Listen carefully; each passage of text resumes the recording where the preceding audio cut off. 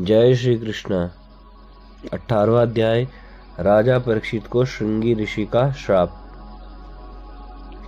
सूत जी कहते हैं, अद्भुत कर्मा भगवान श्री कृष्ण की कृपा से राजा परीक्षित अपनी माता की कोख में अश्वत्थामा के ब्रह्मास्त्र से जल जाने पर भी मरे नहीं। जिस समय ब्राह्मण के शाप से उन्हें डसने के लिए तक्षक आया, उस समय वे प्राणनाश के महान भय से भी भयभीत नहीं हुए, क्योंकि उन्होंने अपना सारा चित्त भगवान श्री कृष्ण के चरणों में समर्पित कर रखा था। उन्होंने सबकी आसक्ति छोड़ दी, गंगा तट पर जाकर श्री सुखदेव जी से उपदेश ग्रहण किया और इस प्रकार भगवान के स्वरूप को जानकर अपने शरीर को त्याग दिया। जो लोग भगवान श्री कृष्ण की लीला कथा कहते रहते हैं, उस कथामृत का पान करते रहते हैं और इन दोनों ही साधनों के द्वारा उनके चरण कमलों का स्मरण करते रहते हैं, उन्हें अंत काल में भी मोह नहीं होता। जब तक पृथ्वी पर अभिमन्यु नंदन महाराज परीक्षित सम्राट रहे, तब तक चारों ओर व्याप्त हो जाने पर भी कलयुग का कुछ भी प्रभाव नहीं था। वैसे तो जिस दिन जिस क्षण श्री कृष्ण ने पृथ्वी का परित्याग किया, उसी समय पृथ्वी में अधर्म का मूल कारण कलयुग आ गया था। भ्रमर के समान सारग्राही सम्राट परीक्षित कलयुग से इस कोई द्वेष नहीं रखते थे, किंतु क्योंकि इसमें यह एक बहुत बड़ा गुण है कि पुण्य कर्म तो संकल्प मात्र से ही फलीभूत हो जाते हैं, परंतु पाप कर्म का फल शरीर से करने पर भी नहीं मिलता है। संकल्प मात्र से ही यह भेड़िए के समान बालकों के प्रति शूरवीर और धीरवीर पुरुषों के लिए बड़ा भीरू है।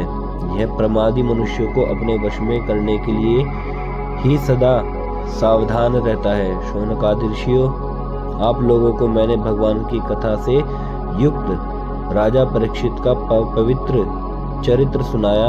आप लोगों ने यही पूछा था। भगवान श्री कृष्ण कीर्तन करने योग्य बहुत सी लीलाएं करते हैं, इसलिए उनके गुण और लीलाओं से संबंध रखने वाली जितनी भी कथाएं हैं, कल्याणकामी पुरुषों को उन सब का सेवन करना चाहिए।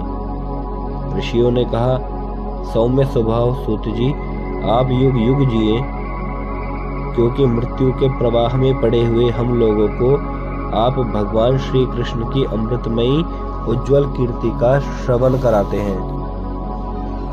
यज्ञ करते करते उसके धुएं से हम लोगों का शरीर धूमिल हो गया है, फिर भी इस कर्म का कोई विश्वास नहीं है। इधर आप तो वर्तमान में ही भगवान श्री कृष्णचंद्र के चरण कमलों का मादक और मधुर मधु पिलाकर हमें तृप्त कर रहे हैं। भगवत प्रेमी भक्तों के लवमात्र के सत्संग से स्वर्ग एवं मोक्ष की भी तुलना नहीं की जा सकती, फिर मनुष्यों के तुच्छ भोगों की तो बात ही क्या है। ऐसा कौन रस मर्मज्ञ होगा जो महापुरुषों के एकमात्र जीवन सर्वस्व श्री कृष्ण की लीला कथाओं से तृप्त हो जाए। समस्त प्राकृत गुणों से अतीत भगवान के अचिंत्य अनंत कल्याणमय गुणों का पार तो ब्रह्मा शंकर आदि बड़े बड़े योगेश्वर भी नहीं पा सकते। विद्वान, आप भगवान को ही अपने जीवन का ध्रुव तारा मानते हैं, इसलिए आप सत्पुरुषों के एकमात्र आश्रय भगवान के उदार और विशुद्ध चरित्रों का हम श्रद्धालु श्रोताओं के लिए विस्तार से वर्णन कीजिए। भगवान के परम प्रेमी महाबुद्धि परीक्षित ने श्री सुखदेव जी के उपदेश किए हुए जिस ज्ञान से मोक्ष स्वरूप भगवान के चरण कमलों को प्राप्त किया, आप कृपा करके उसी ज्ञान और परीक्षित के परम पवित्र उपाख्यान का वर्णन कीजिए, क्योंकि उसमें कोई बात छिपकर नहीं कही गई होगी और भगवत प्रेम की अद्भुत योग निष्ठा का निरूपण किया गया होगा। उसमें पद पद पर भगवान श्री कृष्ण की लीलाओं का वर्णन हुआ होगा। भगवान के प्यारे भक्तों को वैसा प्रसंग सुनने में बड़ा रस मिलता है। सूत जी कहते हैं, अहो विलोम, जाति में उत्पन्न होने पर भी महात्माओं की सेवा करने के कारण आज हमारा जन्म सफल हो गया, क्योंकि महापुरुषों के साथ बातचीत करने मात्र से ही नीच कुल में उत्पन्न होने की मनोव्यथा शीघ्र ही मिट जाती है। फिर उन लोगों की तो बात ही क्या है जो सत्पुरुषों के एकमात्र आश्रय भगवान का नाम लेते हैं। भगवान की शक्ति अनंत है, वे स्वयं अनंत हैं। वास्तव में उनके गुणों की अनंतता के कारण ही उन्हें अनंत कहा गया है। भगवान के गुणों की समता जब भी कोई नहीं कर सकता, भगवान के गुणों की समता भी जब कोई नहीं कर सकता, तब उनसे बढ़कर तो कोई हो ही कैसे सकता है। उनके गुणों की यह विशेषता समझाने के लिए इतना कह देना ही पर्याप्त है कि लक्ष्मी जी अपने को प्राप्त करने की इच्छा से प्रार्थना करने वाले ब्रह्मादि देवताओं को छोड़कर भगवान के न चाहने पर भी उनके चरण कमलों की रज का ही सेवन करती हैं। ब्रह्मा जी ने भगवान के चरणों का प्रक्षालन करने के लिए जो जल समर्पित किया था, ब्रह्मा जी ने भगवान के चरणों का प्रक्षालन करने के लिए जो जल समर्पित किया था, वही उनके चरण नखों से निकलकर गंगा जी के रूप में प्रवाहित हुआ। यह जल महादेव जी सहित सारे जगत को पवित्र करता है। ऐसी अवस्था में त्रिभुवन में श्री कृष्ण के अतिरिक्त भगवान शब्द का दूसरा और क्या अर्थ हो सकता है। जिनके प्रेम को प्राप्त करके धीर पुरुष बिना किसी हिचक के देह गेह आदि की दृढ़ आसक्ति को छोड़ देते हैं और उस अंतिम परमहंस आश्रम को स्वीकार करते हैं, जिसमें किसी को कष्ट ना पहुंचाना और सब ओर से उपशांत हो जाना ही स्वधर्म होता है। सूर्य के समान प्रकाशमान महात्माओं, आप लोगों ने मुझसे जो कुछ पूछा है वह मैं अपनी समझ के अनुसार सुनाता हूँ। जैसे पक्षी अपनी शक्ति के अनुसार आकाश में उड़ते हैं, वैसे ही विद्वान लोग भी अपनी अपनी बुद्धि के अनुसार ही श्री कृष्ण की लीला का वर्णन करते हैं। एक दिन राजा परीक्षित धनुष लेकर वन में शिकार खेलने गए हुए थे। हरिणों के पीछे दौड़ते दौड़ते वे थक गए और उन्हें बड़े जोर की भूख और प्यास लगी। जब कहीं उन्हें कोई जलाशय नहीं मिला, तब वे पास के ही एक ऋषि के आश्रम में घुस गए।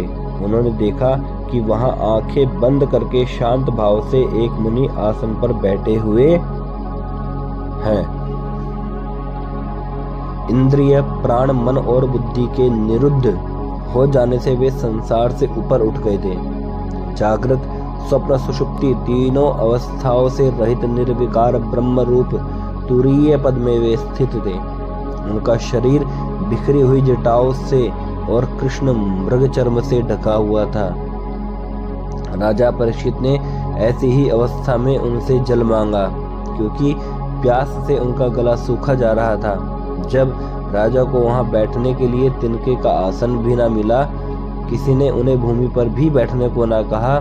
अर्घ्य और आदर भरी मीठी बातें तो कहाँ से मिलती। तब अपने को अपमानित सा मानकर वे क्रोध के वश हो गए। शौनक जी, वे भूख प्यास से छटपटा रहे थे, इसीलिए एकाएक उन्हें ब्राह्मण के प्रति ईर्ष्या और क्रोध हो गया। उनके जीवन में इस प्रकार का यह पहला ही अवसर था। वहां से लौटते समय उन्होंने क्रोधवश धनुष की नोक से एक मरा सर्प उठाकर ऋषि के गले में डाल दिया और अपनी राजधानी में चले गए। उनके मन में यह बात आई कि इन्होंने जो अपने नेत्र बंद कर रखे हैं, सो क्या वास्तव में इन्होंने अपने सारे इंद्रिय वृत्तियों का निरोध कर लिया है, अथवा इन राजाओं से हमारा क्या प्रयोजन है। यूं सोचकर इन्होंने झूठ मूठ समाधि का ढोंग रच रखा है। उन शमीक मुनि का पुत्र बड़ा तेजस्वी था। वह दूसरे ऋषि कुमारों के साथ पास ही खेल रहा था। जब उस बालक ने सुना कि राजा ने मेरे पिता के साथ दुर्व्यवहार किया है, तब वह इस प्रकार कहने लगा, ये नरपति कहलाने वाले लोग उच्छिष्ट भोजी कौवों के समान संड मुसंड होकर कितना अन्याय करने लगे हैं। ब्राह्मणों के दास होकर भी ये दरवाजे पर पहरा देने वाले कुत्ते के समान अपने स्वामी का ही तिरस्कार करते हैं। ब्राह्मणों ने क्षत्रियों को अपना द्वारपाल बनाया है। उन्हें द्वार पर रहकर रक्षा करनी चाहिए। घर में घुसकर स्वामी के बर्तनों में खाने का उसे अधिकार नहीं है। अतएव उन मार्गगामियों के शासक भगवान श्री कृष्ण के परमधाम पधार जाने पर इन मर्यादा तोड़ने वालों को आज मैं दंड देता हूँ। मेरा तपोबल देखो। अपने साथी बालकों से इस प्रकार कहकर क्रोध से लाल लाल आंखों वाले उस ऋषि कुमार ने कौशिकी नदी के जल से आचमन करके अपने वाणी रूपी वज्र का प्रयोग किया। कुलांगार परीक्षित ने मेरे पिता का अपमान करके मर्यादा का उल्लंघन किया है, इसलिए मेरी प्रेरणा से आज के 7वें दिन उसे तक्षक सर्प डस लेगा। इसके बाद वह बालक अपने आश्रम पर आया और अपने पिता के गले में सांप देखकर उसे बड़ा दुख हुआ तथा वह दाढ़ मारकर रोने लगा। विप्रवर शौनक जी, शमीक मुनि ने अपने पुत्र का रोना चिल्लाना सुनकर धीरे धीरे अपनी आंखें खोली और देखा कि उनके गले में एक मरा सांप पड़ा है। उसे फेंककर उन्होंने अपने पुत्र से पूछा कि बेटा, तुम क्यों रो रहे हो? किसने तुम्हारा अपकार किया है? उनके इस प्रकार पूछने पर बालक ने सारा हाल कह दिया। ब्रह्म ऋषि शमीक ने राजा के शाप की बात सुनकर अपने पुत्र का अभिनंदन नहीं किया। उनकी दृष्टि में परीक्षित शाप के योग्य नहीं थे। उन्होंने कहा, ओह मूर्ख बालक, तूने बड़ा पाप किया। खेद है कि उनकी थोड़ी सी गलती के लिए तूने उनको इतना बड़ा दंड दिया।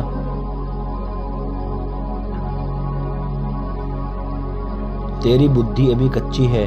तुझे भगत स्वरूप राजा को साधारण मनुष्यों के समान नहीं समझना चाहिए, क्योंकि राजा के दुस्सह तेज से सुरक्षित और निर्भय रहकर ही प्रजा अपना कल्याण संपादन करती है।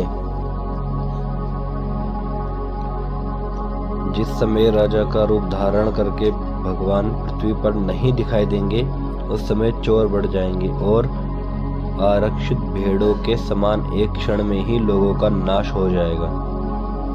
राजा के नष्ट हो जाने पर धन आदि चुराने वाले चोर जो पाप करेंगे, उसके साथ हमारा कोई संबंध न होने पर भी वह हम पर भी लागू होगा, क्योंकि राजा के न रहने पर लुटेरे बढ़ जाते हैं और वे आपस में मारपीट गाली गलौज करते हैं।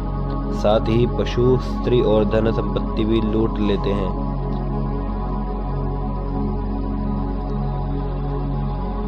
उस समय मनुष्यों का वर्णाश्रमाचार युक्त वैदिक आर्य धर्म लुप्त हो जाता है।